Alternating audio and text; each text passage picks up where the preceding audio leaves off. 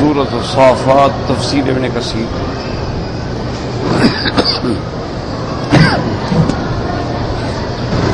الحمد للہ رب العالمین والصلاة والسلام علی اشرف الانبیاء وسید المرسلین سیدنا محمد وعلی آلہ واصحابہ اجمعین۔ اللهم صل على سيدنا محمد وعلى آل سيدنا محمد كما صليت على إبراهيم وعلى آل إبراهيم في العالمين إنك حميد مجيد۔ أعوذ بالله من الشيطان الرجيم، بسم الله الرحمن الرحيم۔ فأقبل بعضهم على بعض يتساءلون،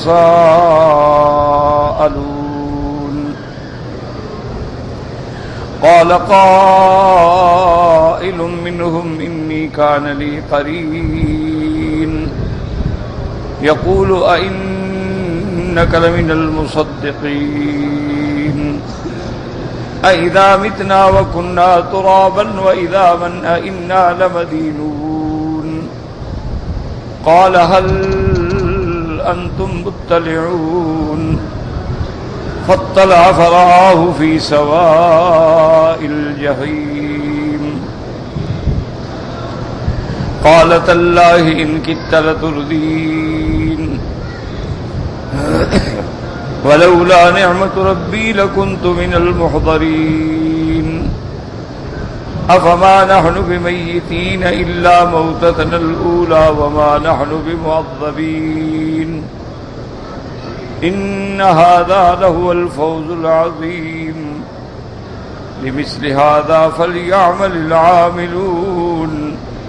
قال المؤلف والمفسر رحمه الله تعالى أدام النفع بعلومه وعلومكم في الدارين آمين، إلى أن قال يخبر تعالى عن أهل الجنة أنه أقبل بعضهم على بعض يتساءلون أي عن أحوالهم وكيف كانوا في الدنيا وماذا كانوا يعانون فيها، وذلك من حديثهم على شرابهم واجتماعهم في تنادمهم ومعاشرتهم في مجالسهم۔ اللہ تبارک و تعالی خبر دیتے ہیں کہ جب اہل جنت اللہ کی رحمت سے جنت میں داخل ہوں گے تو پھر ایک دوسرے سے باتیں کریں گے، ایک دوسرے سے احوال پوچھیں گے کہ دنیا میں تم پہ کیا گزری اور تم نے کیا کیا وہاں تکالیفیں برداشت کی۔ اور یہ ان کی مجلس جو ہے وہ ان کے پاس جنت کی شراب ہوگی، اجتماع ہوگا، دوستی ہوگی، معاشرت ہوگی، مجالست ہوگی، آپس میں بیٹھ کے وہ ایک دوسرے کو حال احوال دیں گے۔ وَهُمْ جُلُوسٌ عَلَى السُّرَرِ، اور وہ جنت کے تختوں پہ بیٹھے ہوں گے۔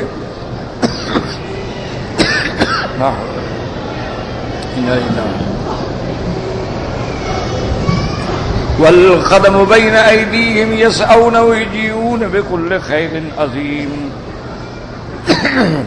اور ان کے خدام جو ہیں ان کے سامنے ہر اللہ کی نعمت جو ہے لا لا کے پیش کریں گے۔ من مآکل و مشارب و ملابس، کھانے کی نعمتیں، پینے کی نعمتیں، پہننے کی نعمتیں، اور وہ نعمتیں ایسی ہوں گی وغیر ذالک مما لا عین رأت ولا اذن سمعت ولا خطر علی قلب بشر، اور وہ ایسی نعمتیں ہوں گی جو کسی کان نے سنی نہیں ہیں، کسی آنکھ نے دیکھی نہیں ہے، اور کسی کے دل و دماغ میں وہ خیال بھی نہیں گزرا۔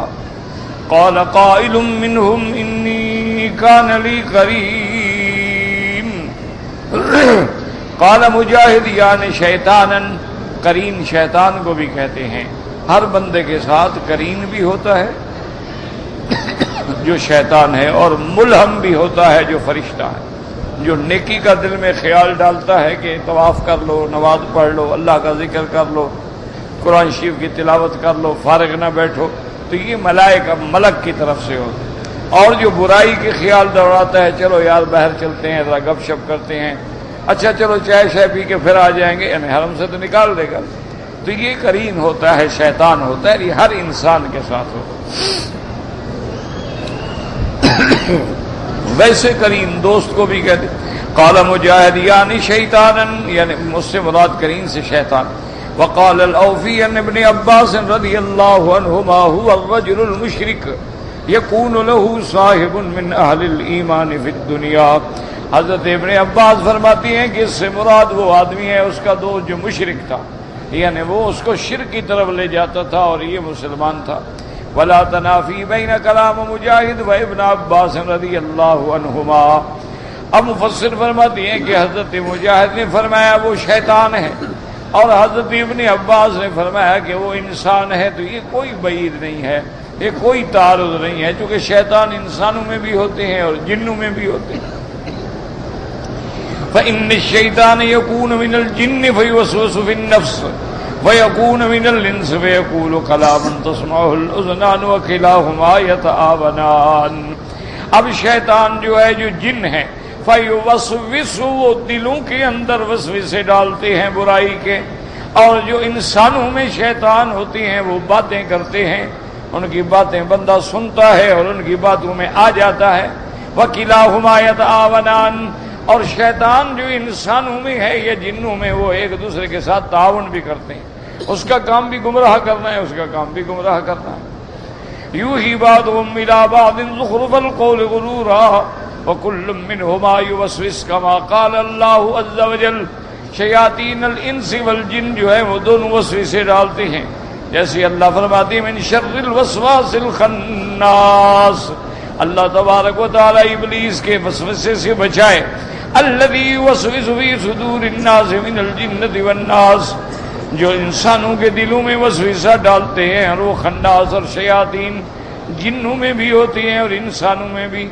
ولہذا قال قائل منهم انی کان لی قرین یقول انک لمن المصدقین ای انت تصدق بالبعث والنشور والحساب والجزاء.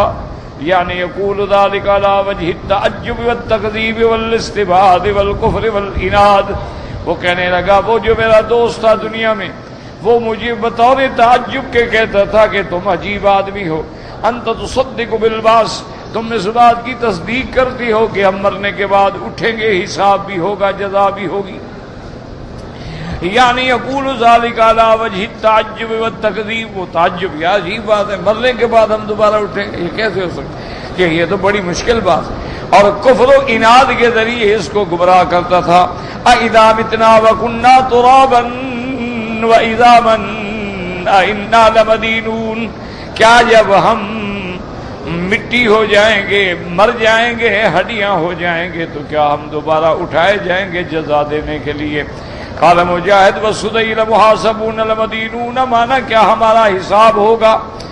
وقال ابن عباس رضی اللہ عنہما محمد ابن کعب القرظی لمجزیون باعمالنا، کیا مرنے کے بعد ہم دوبارہ اٹھائے جائیں گے اور ہمیں ہمارے اعمال کی جزا و سزا ملے گی. وکلاہما صحیح، دونوں قول جو ہیں وہ صحیح ہیں. قال تبارک و تعالی قال هل انتم مطلعون ای مشرفون یقول المؤمن لاصحابہ وجلسائہ من اہل الجنہ. وہ آپس میں کہیں گے کہ کیا پتہ ہم دیکھیں اس وہ پتہ نہیں کہاں ہے، پتہ تو کریں، دیکھیں تو صحیح. فاطلع فرآہ فی سواء الجحیم، اللہ حکم دیں گے جنت میں بیٹھے بیٹھے ان کے لیے پردے ہٹا دیے جائیں گے اور وہ جھانک کے دیکھیں گے جہنم میں، تو وہ تو وسط جہنم میں پڑا ہے. قال ابن عباس رضی اللہ عنہما وسعید بن جبیر وخلید العصری وقتادہ والسدی وعطاء الخراسانی یعنی فی وسط الجحیم، جہنم کے درمیان میں. وقال الحسن البصری فی وسط الجحیم کأنہ شہاب یتقد. حضرت حسن بصری فرماتی ہیں کہ جب انہوں نے دیکھا اس کو کہ وہ تو جہنم کے درمیان میں ہے اور ایسے ہے جیسے شعلہ آگ کا بھڑکتا ہے، یہ تو خود شعلہ بنا ہوا ہے. قال قتادہ انہ اطلع فرآ جماجم القوم تغلی. فرماتی ہیں کہ جب انہوں نے دیکھا تو وہاں جہنمیوں کا یہ عالم تھا کہ ان کے دماغ کی کھوپڑیاں جو تھیں وہ ابل رہی تھیں آگ کی گرمی سے. وذکرنا ان کعب الاحبار قال فی الجنۃ قوا اذا اراد احد من اہلها ان ينظر الى عدوه في النار. اطلاع فیہا فازداد شکرا. حضرت کعب اللہ بار فرماتی ہیں کہ جنت میں اللہ نے ان کے لیے دروازے رکھے ہوں گے، روشن دان رکھے ہوں گے کہ جب چاہیں دشمنوں کا حال دیکھیں کہ کافروں کا کیا حال ہے، مشرکوں کا کیا حال ہے، بت پرستوں کا کیا حال ہے، قیامت کے انکار کرنے والوں کا کیا حال ہے. تو مومن جب ان کو دیکھیں گے تو اللہ کا کروڑ کروڑ شکر ادا کریں گے کہ اللہ تو نے ہمیں عذاب سے بھی بچایا اور اپنی رحمت سے جنت بھی دے دی. قالت اللہ ان کی تردین یقول المؤمن مخاطبا للکافر واللہ ان کی تہلکنی لو اطعتک.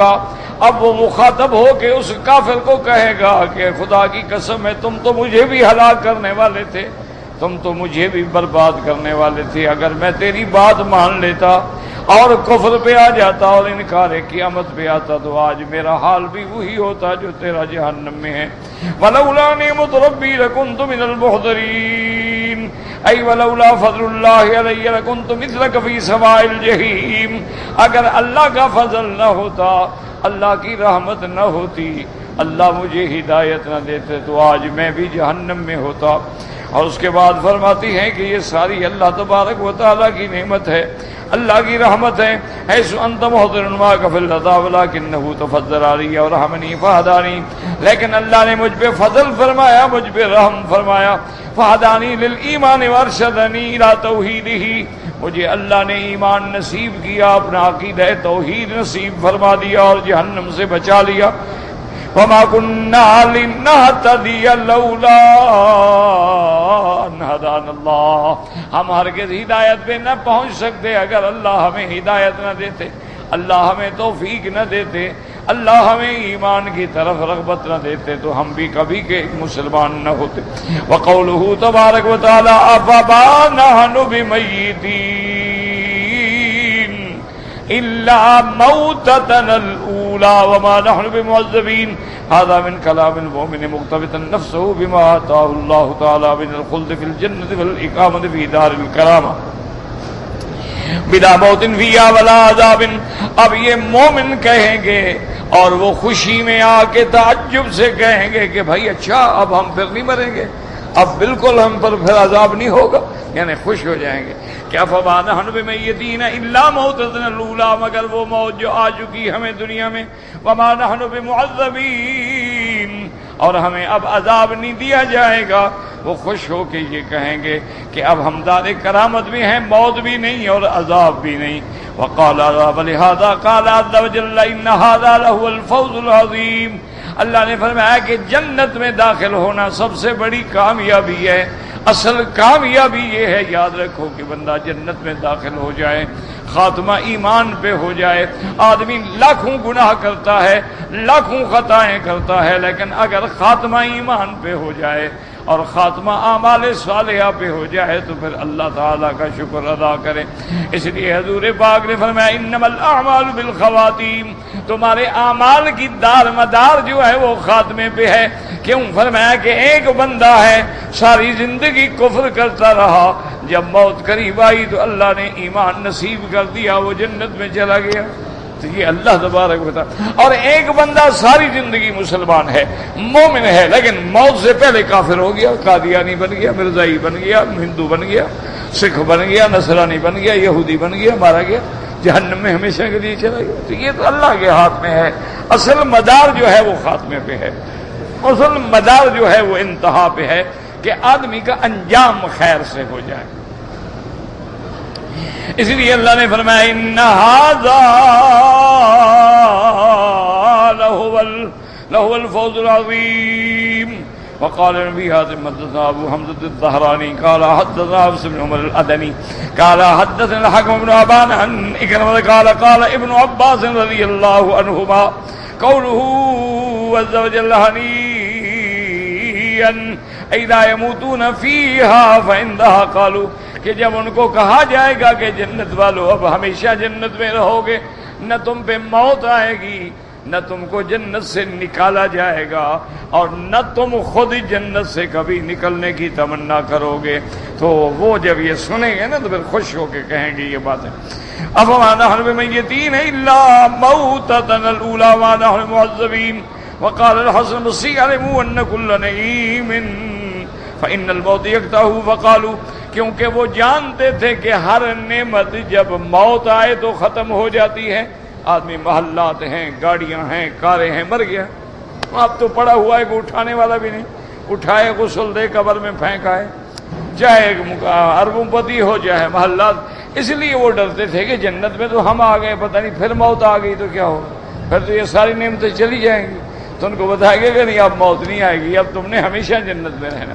اب وما نحن بمیتین الا موتتنا الاولی وما نحن بمعذبین قیل لا، کہا جائے گا پھر موت نہیں آئے گی.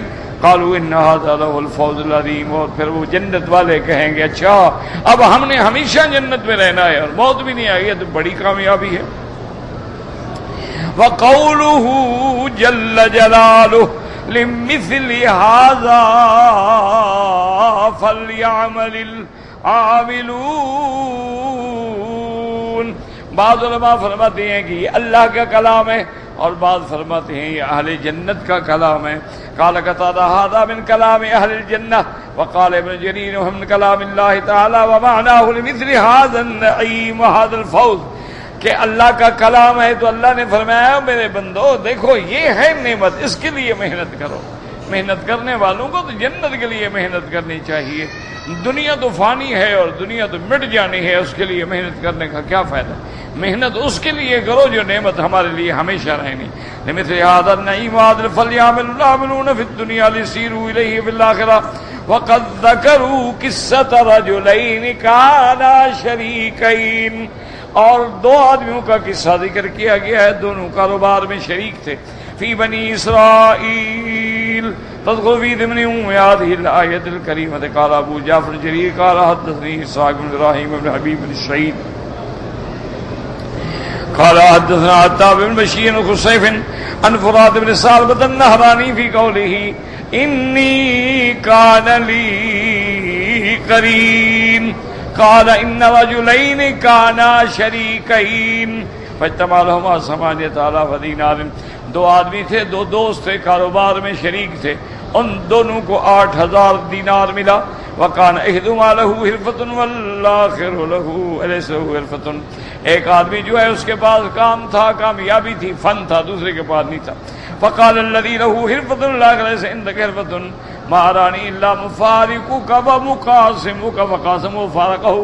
اس نے کہا دیکھو بھی تمہارے پاس تو کوئی فن ہے نہیں، کوئی علم ہے نہیں، اب ہم کٹھے کب تک چل سکتے ہیں؟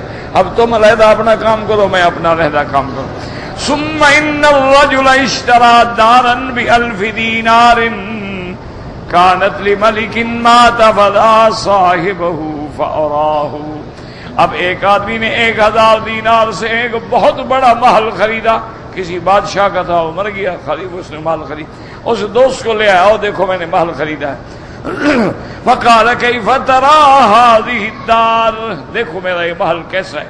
ابتعتها ب1000 دینار، میں نے 1000 دینار میں خریدا ہے. قال ما احسنا فلما خرج، کہنے لگا بہت اچھا ہے.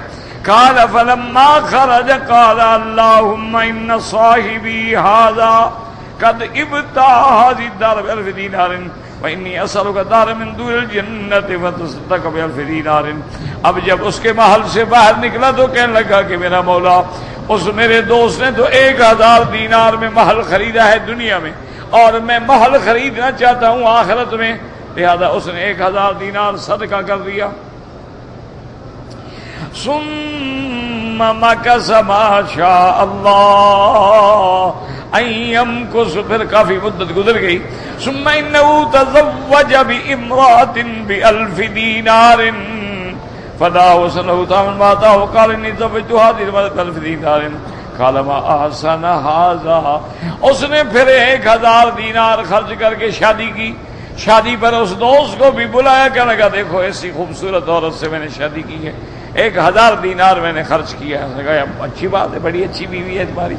جب باہر نکلا تو کہنے لگا قال یا ربی، اے میرے پروردگار، ان صاحبی تزوج امرأة ب1000 دینار، میرے دوست نے تو شادی پہ 1000 دینار خرچ کیا ہے. وَإِنِّي أَسْأَلُكَ امْرَأَةً مِّنَ الْحُورِ الْعِينِ، میں چاہتا ہوں میرا مولا مجھے جنت میں حور عین عطا فرما دے. فتصدق ب1000 دینار، 1000 دینار صدقہ کر دیا. ثم انه مکث ما شاء الله تعالی ان يمكث ثم اشترى بستانين ب2000 دینار. ثم دعا فرا فقال اني ابتعت هذين البستانين ب1000 دینار. قال ما احسن هذا. اب اس کے بعد اس کے دوست نے 1000 دینار میں 2 باغ خریدے.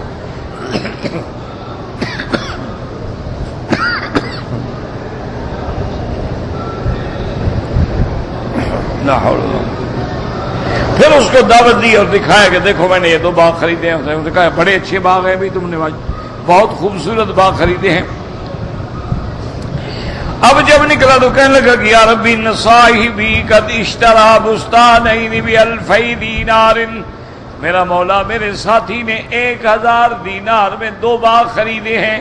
وانا اسأل بستانین فی الجنت، میں چاہتا ہوں کہ مجھے باغ جنت میں ملیں. فتصدق ب1000 دینار، اس نے 1000 دینار خیرات کر دیا.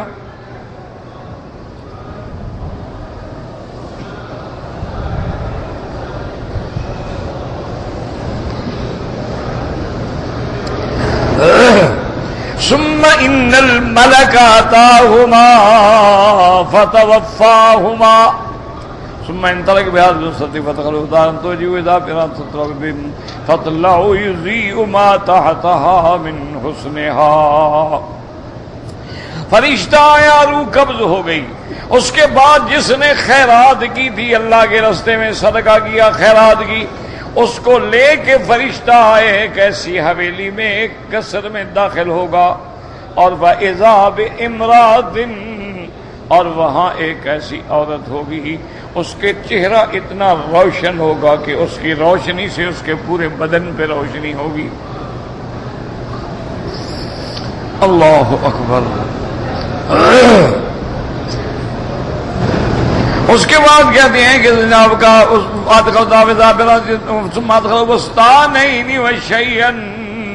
اللہ علیم، پھر اس کو جنت کے باغوں میں لے جائے گا.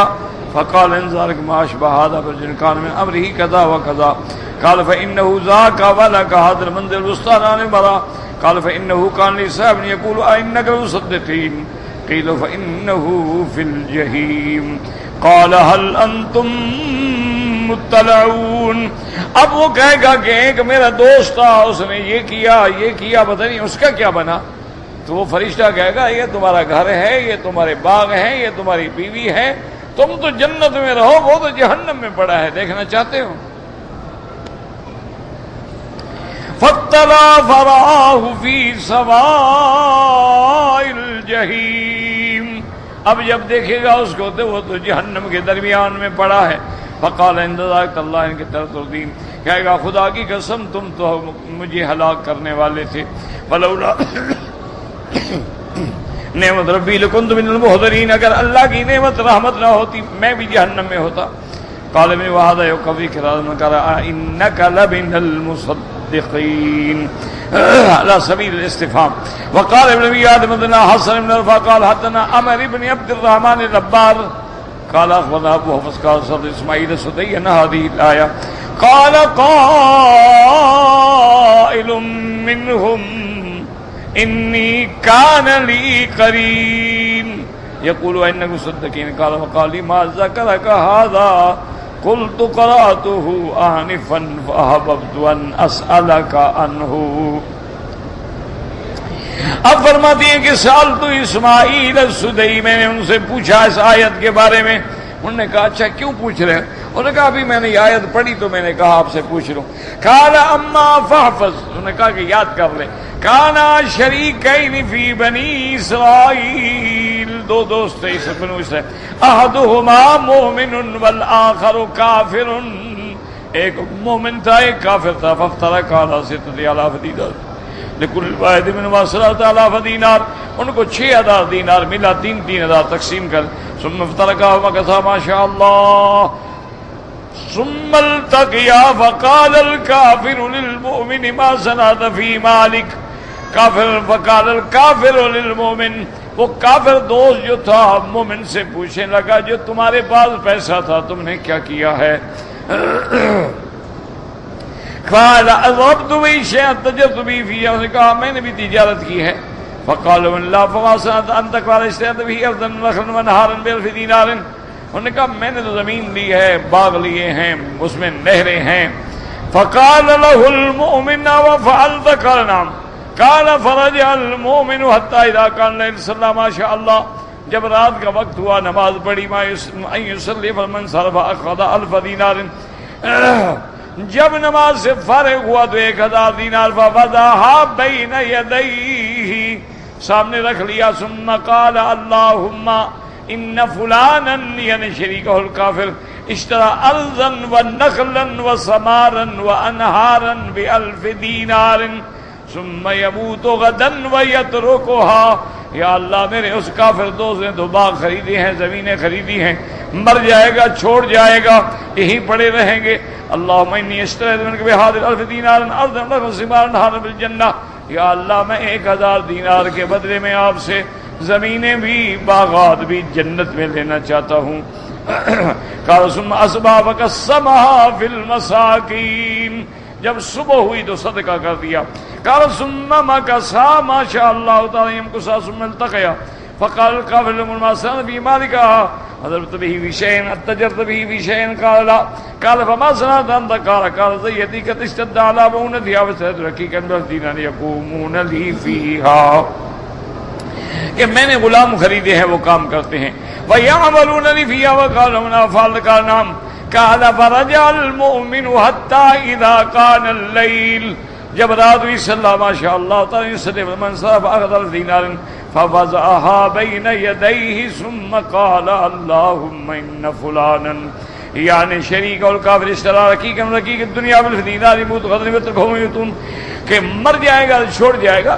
انی اشتریت منک بهذه 1000 دینار رقیقا فی الجنہ، یا اللہ مجھے جنت میں غلام دینا. قال ثم اصبح فقسمها في المساکین، جب صبح ہوئی تو وہ بھی غریبوں میں تقسیم کر دیا. ثم مكث ما شاء الله يمكث ثم التقيا. وقال الكافر ما صنع في مالك بشيء؟ قال ما صنعت؟ قال كان امري كله قدم الا شيئا واحدا فلانة قد مات هذا وجهها. ایک اس نے کہا ہاں فلانا بندہ مر گیا ہے، اس کی بیوی جو ہے نا وہ بیوہ ہو گئی تو اس کو میں نے 1000 دینار دیا. فجاءني بأبصارها فقال له المؤمن فقال نعم. قال فرجع المؤمن حتى إذا كان الليل صلى ما شاء الله تعالى أن يصلي. فلما انصرف أخذ 1000 دینار الباقية فوضعها بين يديه، اس نے بھی 1000 دینار سامنے رکھ. وقال اللهم إن فلانا، میرے دوست نے تو شادی پہ 1000 دینار خرچ کیا ہے. تزوج زوجة من ازواج الدنيا ب1000 دینار فيموت غدا فيتركها او تموت غدا فتتركه، میرا اللہ مر جائے گا، چھوڑ جائے گا. اللہ من يخطب اليك ب10 دینار حورا عینا فی الجنہ، میرا مولا میں تو جنت کی حور کا رشتہ چاہتا ہوں. قال ثم اصبح فقسمها بين المساکین. قال فيبقى المؤمن ليس عنده شيء. قال فلبس قميصا من قطن وكساء من صوف ثم أخذ مرا فجعله على ركبته يعمل الشيء ويحفر الشيء بقوته.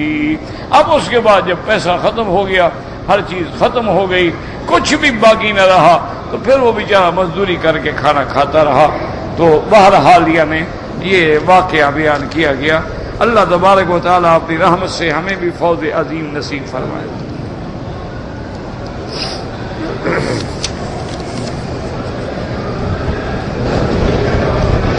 کہتے جی کہ ہم لوگ جو ہیں اپنے بہن بھانجی اور بچیوں کے رشتوں کے لیے بے حد پریشان ہیں. اللہ تبارک و تعالی ہر مسلمان جس کے گھر میں بھی بچیاں ہیں ان کے رشتے آسان فرمائے، ان کا مستقبل روشن فرمائے. وما ذلک علی اللہ بعزیز، اللہ کے آگے کوئی مشکل نہیں ہے. ویسے بہرحال بزرگوں نے لکھا ہے اللہ کا بھی قرآن میں حکم ہے کہ وَلِلَّهِ الْأَسْمَاءُ الْحُسْنَى فَادْعُوهُ بِهَا۔ اللہ نے فرمایا جب تمہیں پکارنا ہو، بلانا ہو، مصیبت سے چھٹکارا لینا ہو، میرے نام سے مجھے پکارو، اللہ کے بڑے نام، اور ہر نام کی اس کے مفہوم و معانی کے مطابق اس میں حکمتیں، اللہ کے اسماء ہیں، اللہ کے صفات ہیں۔ تو بزرگوں نے لکھا ہے کہ اللہ کے دو نام ہیں، یا جامع یا لطیف، یا جامع یا لطیف، یا جامع یا لطیف، یہ اللہ کے نام ہیں۔ اول آخر درود شریف پڑھیں، اور اس کے بعد وہ لڑکیاں بھی، ان کی ماں بھی، ان کے باپ بھی، جتنا ہو سکے 100 دفعہ، زیادہ تھوڑا، وہ پڑھ کے اللہ سے دعا مانگے تو انشاءاللہ بہتر اور خیر کے رشتے نصیب ہو جائیں گے۔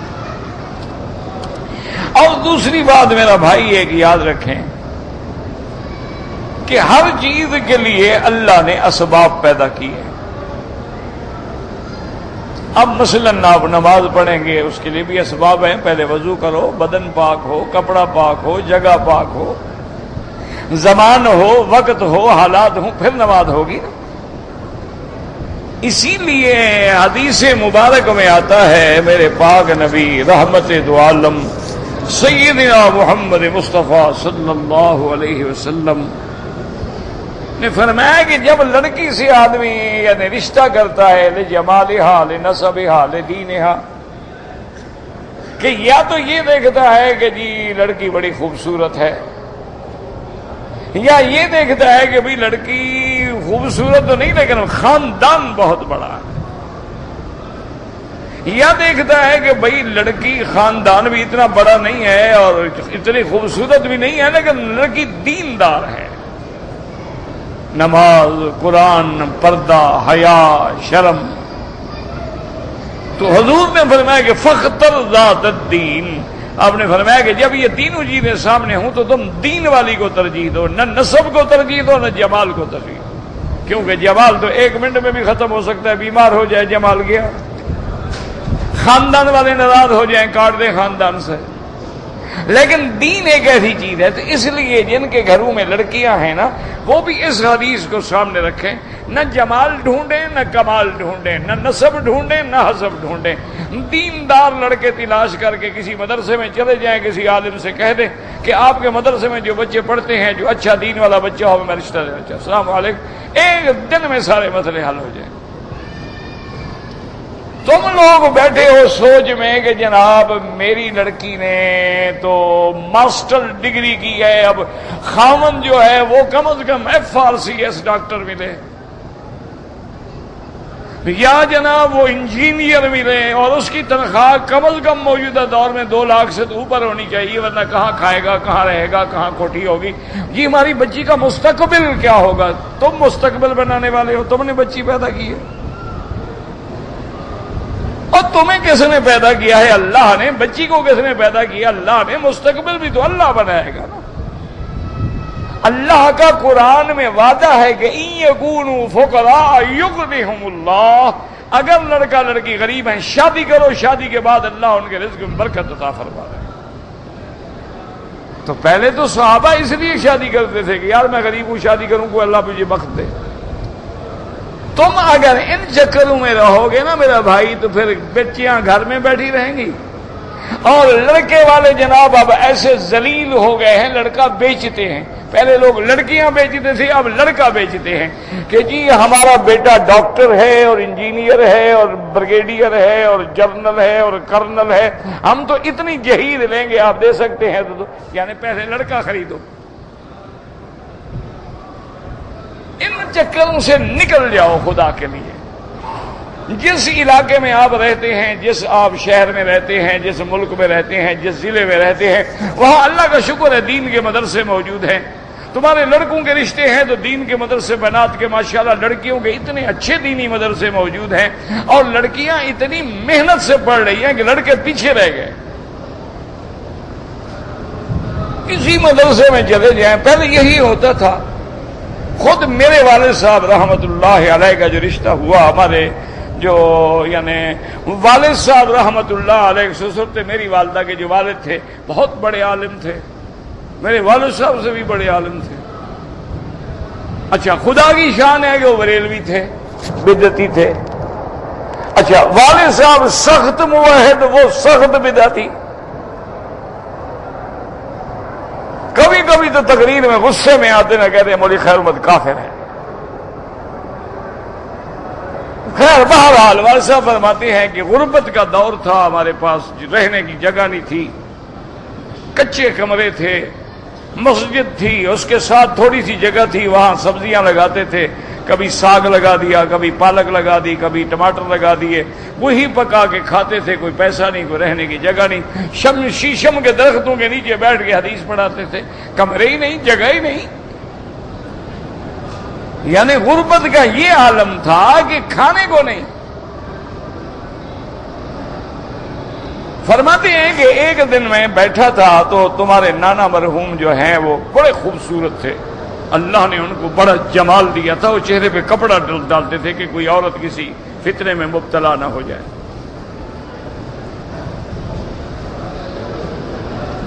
اور زبان میں اللہ نے ایسا اثر دیا تھا کہ جہاں تقریر کرتے 200 بندہ توبہ کرتا، زنا سے، چوری سے، شراب سے، ڈاکے سے۔ وہ آج کل کے بدعتیوں کی طرح نہیں تھے قبروں پہ جھکنے والے، یہ نہیں، یہ تو اللہ جانے کیا بلا ہے۔ بہرحال وہ مسلکن بریلوی تھے لیکن اس طرح نہیں تھے جیسے آج کل کے لوگ ہیں، عالم تھے۔ کہتے ہیں وہ آئے تو بڑی شاندار گھوڑی پہ، بڑے آدمی بھی تھے، تو جلدی جلدی میں اٹھا، طالب بھی اٹھے، ہم نے گھوڑی سے اتارا، گھوڑی کو باندھا، حضرت کو بٹھایا، کچھ تھا نہیں، مٹی کے پیالے میں پانی بھر کے لے آئے گھڑے کا۔ کہنے لگے آپ سے میں نے بات کرنی ہے۔ میں نے کہا جی فرمائے گا یہ طلباء کو اٹھا دیں۔ طلباء چلے گئے، کہنے لگا میری لڑکی جوان ہو گئی ہے، میں تمہیں رشتہ دینے آیا ہوں۔ میں نے کہا حضرت آپ مجھے کافر کہتے ہیں، مجھے وہابی اور کافر اور پتہ نہیں کیا کیا کہتے ہیں، میرے ساتھ کیسے رشتہ کریں گے؟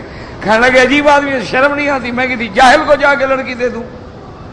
او بابا وہابی ہو، کوئی بلا ہو، عالم تو ہو، بس آؤ بیٹھو، نکاح پڑھو۔ خطبہ پڑھا، اسی وقت نکاح ہو گیا۔ تو اگر آپ نے رشتے کرنے ہیں تو پھر جناب سینے پہ پتھر کی سل رکھنی پڑے گی، اسلام کی طرف آنا پڑے گا۔ اور اگر تم نے وہی ماشاءاللہ جہیز اور ڈگریاں اور تنخواہیں اور مستقبل دیکھنا ہے، جی کل لڑکی کا کوئی مستقبل تو ہو، تم مستقبل کے ٹھیکیدار ہو، تمہیں اپنا نہیں پتا ہے کہ کل تم زندہ رہو گے کہ مر جاؤ گے، پھر مستقبل کا کیا مانا ہے؟ علم غیب مستقبل کا تو اللہ کے پیغمبر کو بھی نہیں ہے، تو تم کون ہو مستقبل کا فکر کرنے والے؟ بالکل سیدھی بات، کسی عالم کے پاس چلے جاؤ، ان کو کہو جناب میری بچیاں ہیں، جوان ہیں، یہ ان کی تعلیم ہے، تمہارے طلبہ میں جو آدمی اس صلاحیت کا ہو، اس کی تعلیم ہو، دیندار ہو، آپ کا اعتماد ہو اس پہ کہ وہ لڑکا صحیح ہے، بسم اللہ کریں، بس نکاح کریں۔ دیکھیں اللہ کیسے پریشان سے رشتے کھولتے ہیں اور ساری مشکلیں حل ہوتی ہیں کہ نہیں ہوتی۔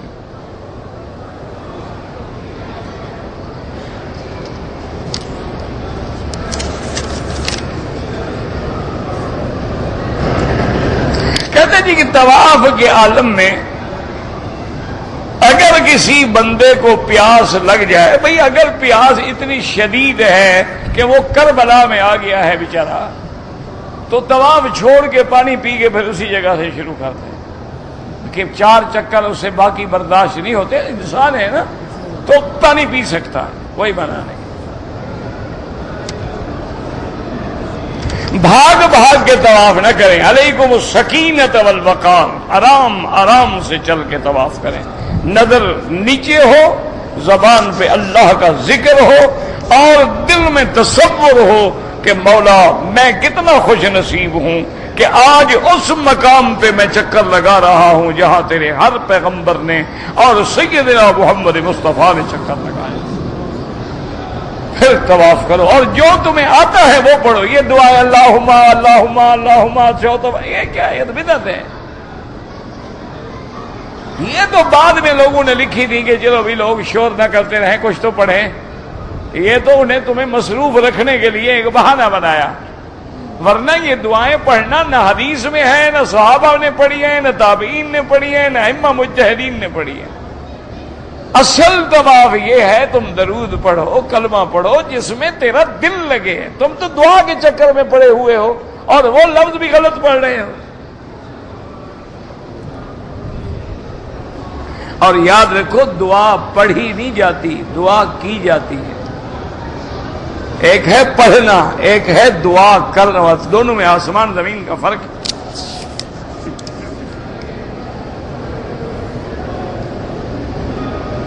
کہتے جی کہ میں نے آپ کے درس سے متاثر ہو کے داڑھی رکھ لی، اچھی بات ہے بھئی اللہ آپ کو جزا دے، خط بنوا سکتے ہیں، کوئی بات نہیں، اور داڑھی رکھو نا، حضور نے فرمایا داڑھی کا اکرام کرو، باقاعدہ تیل لگاؤ، کنگھی دو، بنا سنوار کے رکھو، پتہ لگے کہ کسی مرد کی داڑھی ہے۔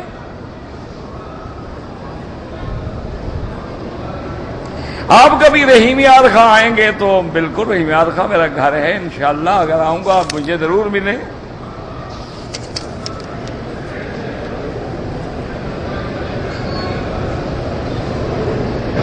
ہم نے مدینہ منورہ میں 10 روز قیام کیا ہے، لیکن بیماری کی وجہ سے 4-5 نمازیں نہیں پڑھ سکے، کوئی بات نہیں اللہ کے بندے، وہ ایک فضیلت ہے۔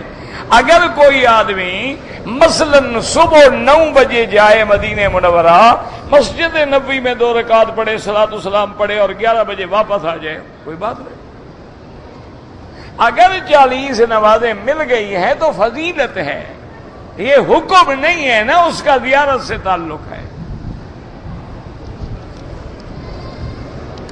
عورتیں نماز جنازہ پڑھیں، بالکل پڑھیں، وہ تو مسئلہ سمجھا کرو کہ عورت اپنے گھر سے جنازے کے لیے نہ آئے، لیکن موجود ہے تو کیوں نہ پڑھے، یہ کہاں لکھا ہوا ہے؟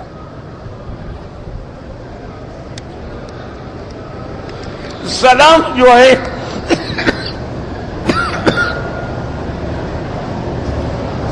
لا حول ولا قوت الا باللہ، انا للہ و انا الیہ راجعون۔ سلام مکبر نہیں، ہم امام کے تابع ہیں۔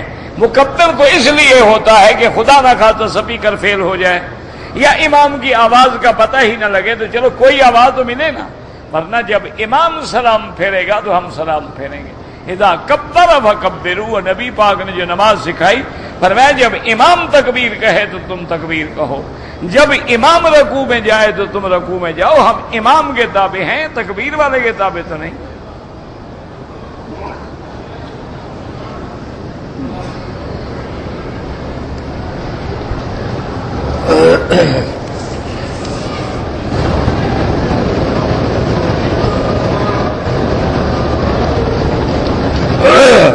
اگر ایک آدمی نے قسم کھائی ہے کہ میں گناہ نہیں کروں گا، پھر قسم توڑ بیٹھا، توبہ کرے، اس کا کفارہ نہیں ہوتا اللہ کے بندے۔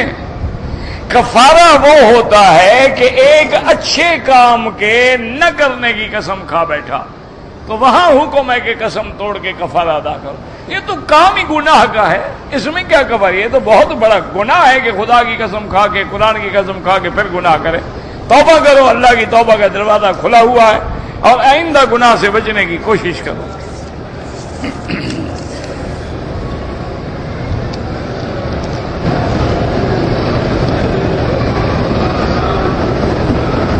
اگر حالت احرام میں ناخن کو چوٹ لگ گئی، خون نکلا، کوئی حرج نہیں، کیا ہے، خون بھی تمہارا نکلے، سزا بھی تمہیں ملے۔ یہ اچھا لوگوں نے مسئلہ بنایا ہوا ہے کہ وہ دم نکل گیا نا جی، تو دم پڑ گئی نا، خون جو نکل گیا، اور تمہارا خون نکلا ہے، شریعت سزا بھی تم کو دے۔ تمہیں پٹی باندھنی چاہیے کہ تم سے بکری بنوانی چاہیے؟ عجیب بات ہے۔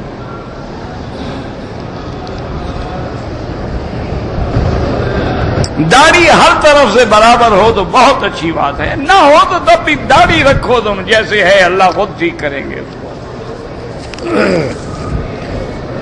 تم عورتوں سے نکل کے مردوں میں تو آؤ نا۔ تمہارے علاقے میں عورتوں کی داڑھی ہوتی ہے؟ ہاں جی، نہیں، اگر کسی ملک میں ہوتی ہو مجھے کیا پتا، ہم تو محدود لوگ ہیں نا۔ اچھا، جو ہیجڑے ہیں ان کی ہوتی ہے؟ تو داڑھی تو ہے ہی مرد کی علامت، داڑھی نہ ہو تو پھر ہیجڑے یا عورت یا کیا فرق ہے؟ اسی لیے یاد رکھو کہ جو آدمی نامرد ہوگا داڑھی نہیں نکلے گی. داڑھی مردانیت کی علامت ہے. اس طرح پھیر پھیر کے قوت مردمی کا ستیہ ناش مار دیتے ہیں آپ. اسی لیے آپ جا کے اپنے کورٹوں میں چیک کر لیں باقاعدہ مولوی کی عورت کبھی آگے تنسیخ کا دعویٰ نہیں کرے گی. داڑھی منڈے جو ہے نا ان کی عورتیں تنسیخ کرتی ہیں جو ان کی خواہش پوری نہیں ہوتی. مرد ہوں تو بیچارے عورت کو مطمئن کریں. کبھی آپ مجھے دکھائیں گے اگر 100 تنسیخ ہے تو داڑھی والے 2 ہوں گے، 98 باقی برادری ہوگی.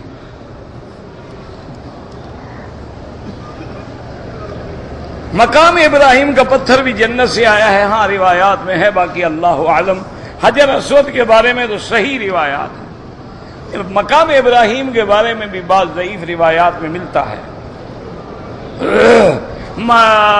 وضو کرنے کے بعد انگلی اٹھائیں کوئی ضروری نہیں.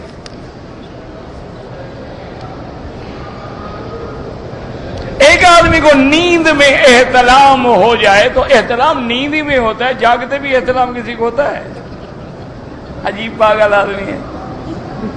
بہرحال غسل کرنا ضروری ہے، نیند میں ہو جائے یا کھڑے کھڑے ہو جائے. اب کیا کریں جی، پھر کہتے ہیں مکی صاحب ناراض ہو جاتے ہیں. ایک میں بیمار ہوں، ایک سوال آپ ایسے پوچھتے ہیں تو غصہ تو آتا ہے نا. ایک تو آدمی بیمار چڑچڑا ہو جاتا ہے نا، تنگ آ جاتا ہے نا. کیا کرے آدمی. کہتے تھے کہ جب ہر چیز اللہ نے تقدیر میں لکھی ہے تو سزا جدا کیوں ہے؟ عمل تو تم نے کیا ہے، لکھ کے اللہ نے زبردستی نہیں کروایا. اس نے تو یہ لکھا، اس کو پتا تھا کہ تم یہ کرو گے اس لیے لکھا ہے. کیا تم نے ہے، یہ نہیں کہ اللہ لکھ کے جبرن کرواتے ہیں. ان کو پتا تھا کہ مولوی مکی فلاں دن مغرب کے بعد درس دے گا، اللہ نے لکھ دیا. درس تو میں نے دیا ہے، اس پہ ثواب ملے گا.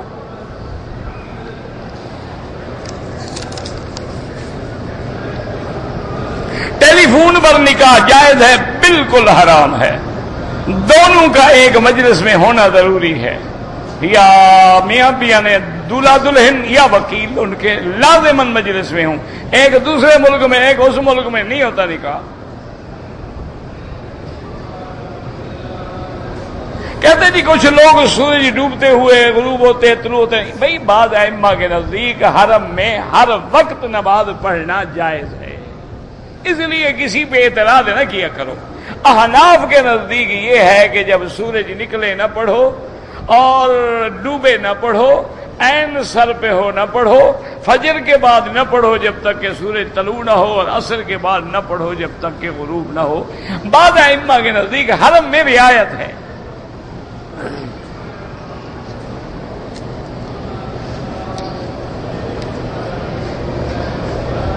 مجھے کہتا ہے جی جب قرآن پڑھتا ہوں، نماز پڑھتا ہوں، طواف کرتا ہوں، برے برے خیالات آتے ہیں. یہ تمہارے ایمان کی نشانی ہے. اگر تمہارے اندر ایمان نہ ہو تو شیطان خیال کیوں ڈالے؟ یہ تو اچھی بات ہے، کوئی گھبرانے کی بات ہی نہیں ہے. تو بڑی اچھی بات ہے، آنے تو جتنا شیطان زور لگاتا ہے.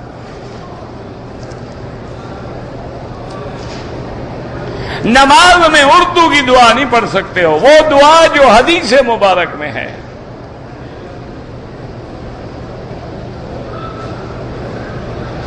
اگر وتر نماز میری رہ جائے تو امام ابو حنیفہ رحمت اللہ علیہ کے نزدیک وتر واجب ہے، تم قضا کرو.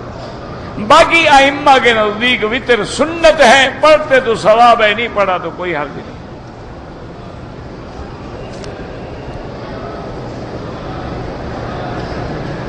اگر 2-3 ساتھیوں نے کٹھے عمرہ کیا ہے، طواف کر لیا، صفا دوڑ لیا، اب ایک دوسرے کے بال کاٹیں، بالکل جائز ہے.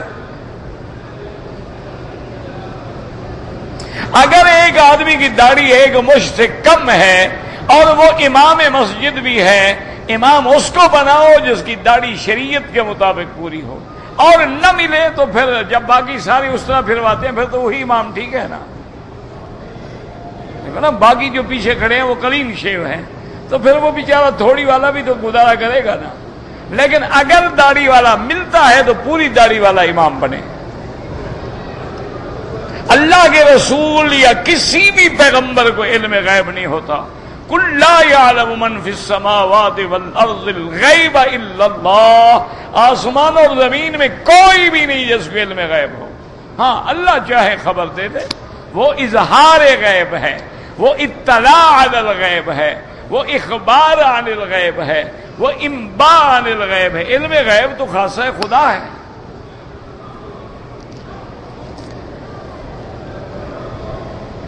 کہتے ہیں جی زواد کی جگہ بتائیں. ہاں دال نہ پڑھیں، یاد رکھو. ولد دالین جو ہے نا، ولد دال نہ پڑھیں، واد پڑھیں، پود پڑھیں، وہ دونوں جائز ہیں.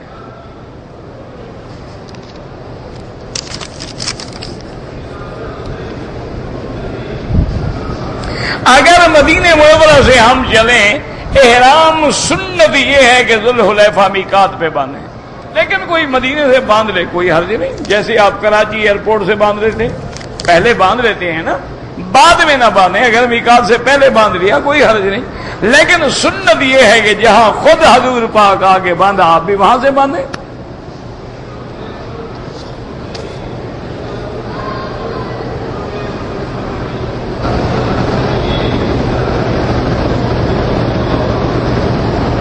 ہم نے ایک فیکٹری دیا، ارادہ تھا کہ مسجد بنائیں گے، لیکن ہمارے بالکل سامنے مسجد موجود ہے. آپ نہ بنائیں، آپ کہیں اور جگہ بنا دیں جہاں مسجد نہ ہو. بس اس جگہ بناؤ جہاں ضرورت ہے. جہاں پہلے مسجدیں ہیں 4 مسجدیں اور بنا دو، کیا فائدہ ہوگا بھائی؟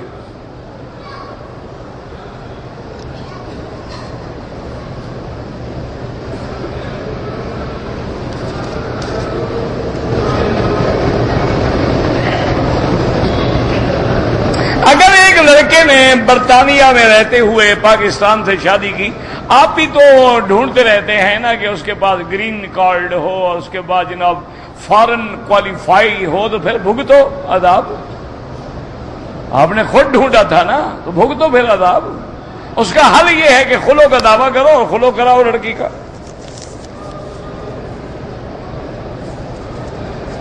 عورتیں بالکل جنازہ پڑھیں. اگر 3 چکروں میں رمل بھول جائے کوئی بات نہیں. طواف عمرے کا ہو یا نفلی ہو، سب ایک جیسا ہوتا ہے. اگر ایک آدمی کا گیس کی بیماری ہے، وضو اس کا بار بار ٹوٹ جاتا ہے، تو وہ ہر نماز کے لیے نیا وضو کرے. مثلا مغرب کے لیے کیا، اب عشاء تک نمازیں پڑھتا رہے چاہے ٹوٹ جائے، طواف بھی کرتا ہے. پھر جب عشاء کی وقت آئے تو پھر نیا وضو کرے. جمعہ کا خطبہ جب ہو رہا ہو تو ہاتھ اٹھا کر دعا مانگنا بالکل نہیں. نہ ہاتھ اٹھائیں اور نہ آمین کہیں، دل میں آمین کہیں. خطبے کے لیے حکم ہے کہ خاموش رہو. اس لیے حضور نے فرمایا کہ اگر کوئی اور شرارت کر رہا ہے اس کو بھی نہ کہو کہ چپ. اگر تم نے اس کو کہا کہ چپ کرو بھائی، تو تم نے اپنا ثواب ضائع کر دیا. ربنا تقبل منا انك انت السميع العليم وتب علينا انك انت التواب الرحيم. اللهم فرج هم المهمومين، نفس كرب المكروبين، واقض الدين عن المدينين، واشفنا واشف مرضانا ومرضى المسلمين، واشفنا واشف مرضانا ومرضى المسلمين، واشفنا واشف مرضانا ومرضى المسلمين. اللهم انا نعوذ بك عن البرص والجذام وعن سيء الاسقام. اللهم اجعل لنا وللمسلمين من كل هم فرجا ومن كل ضيق مخرجا ومن كل بلاء عافيا. یا اللہ عالم اسلام کی عزت کا فیصلہ فرما. یا اللہ اسلام کی عزت کا فیصلہ فرما. یا اللہ تمام بلاد اسلامیہ کی حفاظت فرما. یا اللہ اس بلد الامین کو قیامت تک ہر فتنے سے محفوظ فرما. یا اللہ پاکستان پہ رحم فرما. یا اللہ پاکستان پہ رحم فرما. یا اللہ دشمن اس اسلام کے ملک کو مٹانے پہ تل گئے ہیں، ان کی دشمنی، ان کے فتنوں کو، ان کے مکر کو، ان کی قید کو اپنی قدرت سے دور فرما دے. یا الہ العالمین، مسلمان کشمیر میں ہے، فلسطین میں ہے، شیشان میں ہے، افغان میں ہے، بنگلہ دیش میں ہے، برما میں ہے، ارکان میں ہے، ہندوستان میں ہے، جس ملک میں ہے اس کی جان، مال، آبرو، عزت کی حفاظت فرما. یا اللہ مسلمانوں کے مساجد و مدارس کی حفاظت فرما. یا اللہ دین کے کام کرنے والوں کی حفاظت فرما. یا اللہ تبلیغ والوں کی حفاظت فرما. یا اللہ ہمیں مانگنا بھی نہیں آتا، بغیر مانگے عطا فرما. ربنا آتنا فی الدنیا حسنۃ وفی الآخرۃ حسنۃ وقنا عذاب النار سبحان ربک رب العزۃ عما یصفون وسلام علی المرسلین والحمد للہ رب العالمین.